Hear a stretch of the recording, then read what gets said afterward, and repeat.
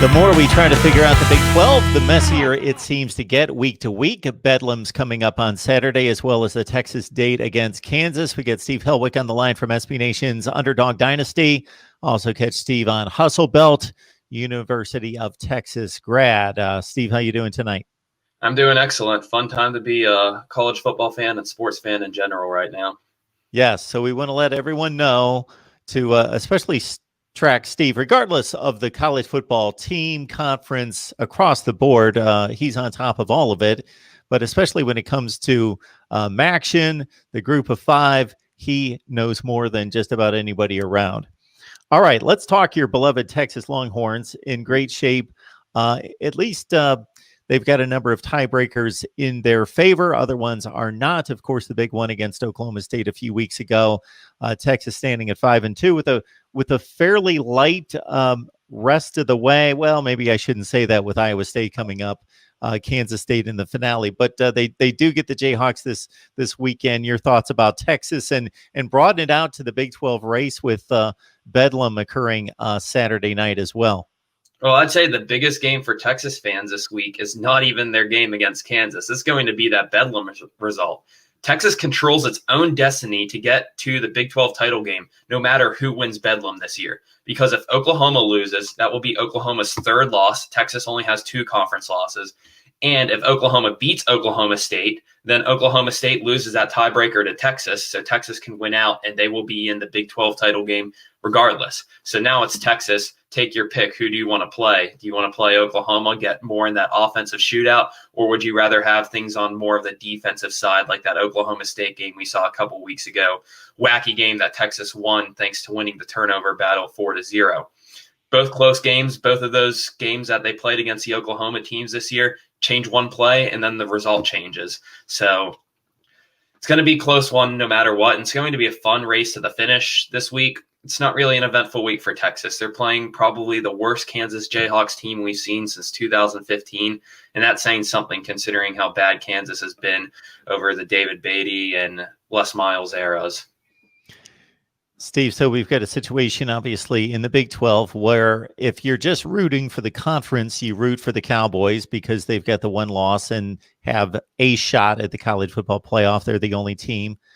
We've got just a collection of teams that beat each other, and it fascinates me from the standpoint of a conference race and seeing who's going to vie for those 2 championship game spots. Regardless of record, how would you rank the top half of the Big 12, the contending teams, Texas, West Virginia, Kansas State, Iowa State, Oklahoma State? How would you rank them and why? Number 1, I'm putting Oklahoma State. They're the only one-loss team in the conference. You look at Oklahoma State's one loss, and I said it was a very fluky game against Texas. They had 4 turnovers. They didn't get any takeaways. There was a roughing the punt call in the fourth quarter, which affected the game. Then still in overtime, some weird pass interference call helped allow Texas to win the game. Texas fans will take that, certainly. But Oklahoma State really outplayed Texas in almost every facet of that game. They really shut down Sam Ellinger at the offense. And the offense was scoring a lot just because they had short fields to work with a lot of the time. Texas only really needed to get a kick return touchdown and then one long drive at the end of the fourth quarter to help get that game into overtime. So I still think Oklahoma State is the best team in the conference based on resume we've seen so far. They beat West Virginia by 2 touchdowns. They did very well against Iowa State. Both of those games, they really controlled them defensively. Then Oklahoma State had that comeback win against Kansas State. It was a really ugly game, but their defense helped at the end, and they got I think it was Jason Taylor, one of the safeties, got a defensive touchdown which sealed that one. So Oklahoma State is so defensively sound, and they have good offensive weapons. It's not been the year that we wanted to see out of Chuba Hubbard. Tylan Wallace, when he's been available and on the field, has been making plays. Texas couldn't even stop him when they played the Longhorns on Halloween. So they have really good pieces on offense. And Spencer Sanders this year, I mean, he's a great player. He'll make mistakes, sometimes has erratic play, but overall, he's a good quarterback that you want to lead that team. I think Oklahoma State's the most complete team. Going down the list, number 2 right now, I have Iowa State at number 2, and that was just because I felt like they made a statement that they were better than Oklahoma when they played. Now, Oklahoma's on a roll. They've won 4 in a row. They look good, but just based on what my head-to-head result I saw of Iowa State and Oklahoma, I have Iowa State slightly above Oklahoma. I have them ranked 20 and 21 in my poll right now.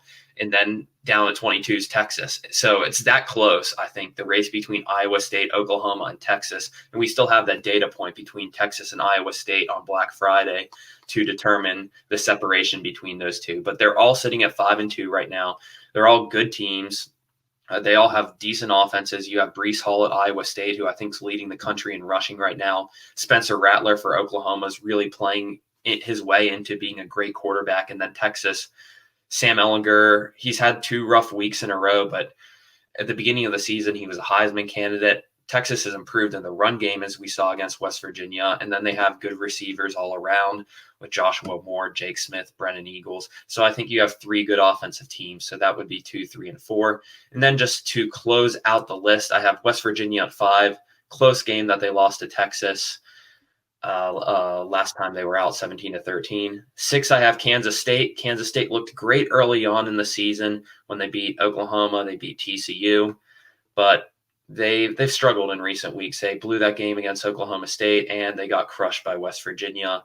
So down to 7, that would be TCU. TCU lost to Kansas State, lost to West Virginia, so they lost to some of those middling teams in the conference. They did beat Texas early in the season. I don't think TCU is by no means a bad team. I just think that the middle of the Big 12 is such a heated race. And the Horned Frogs don't lose too many games by a lot of points. They'll usually lose them close. West Virginia game was an exception.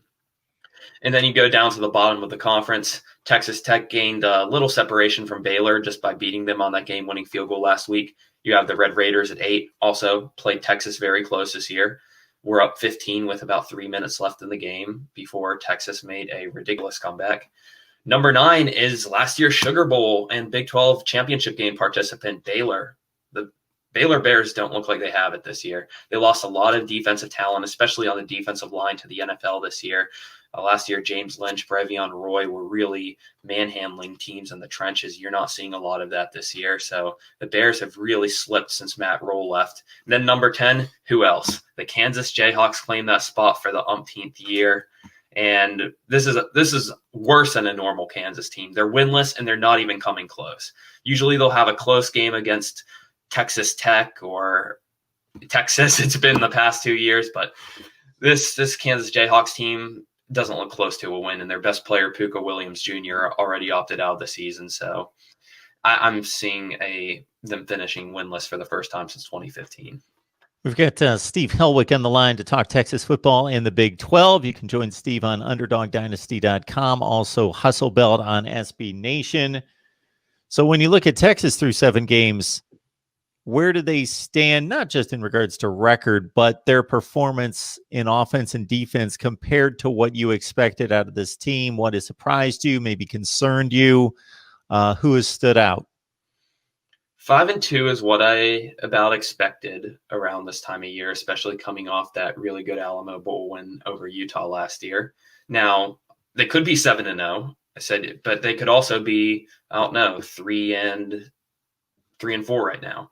I mean, you look at all their games, Texas Tech, that could have been a loss. Oklahoma State could have been a loss. TCU and Oklahoma could have been wins. West Virginia could have been a loss. Texas is the most exciting team to watch in the country just because every game, except for UTEP and Baylor this year, has been decided in the final minute. Longhorns play a cardiac brand of football. In terms of my performance assessment of them this year, the running game still hasn't picked up, and it really hasn't picked up since Deontay Foreman was on campus in 2016.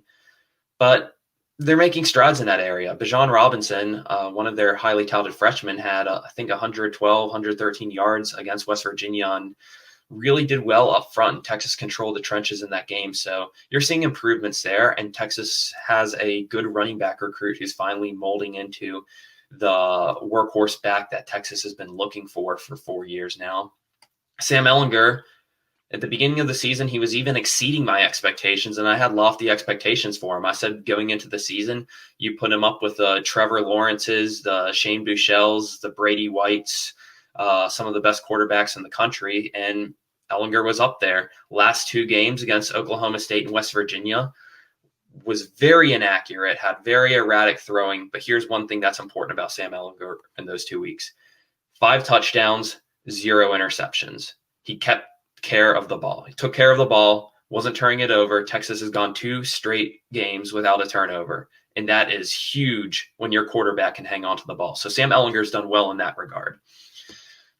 Receivers are what I expected. I did not expect Joshua Moore at the beginning of the season to have a breakout year like this, but I think Texas has received good contributions from Jake Smith and Brendan Eagles.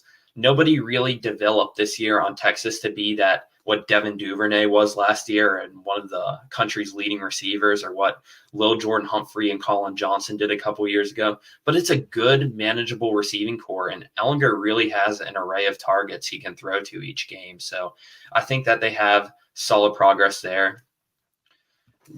And offensive line, I don't think the offensive line I think they've gone below my expectations this year. Ellinger's really had to face a lot of pressure.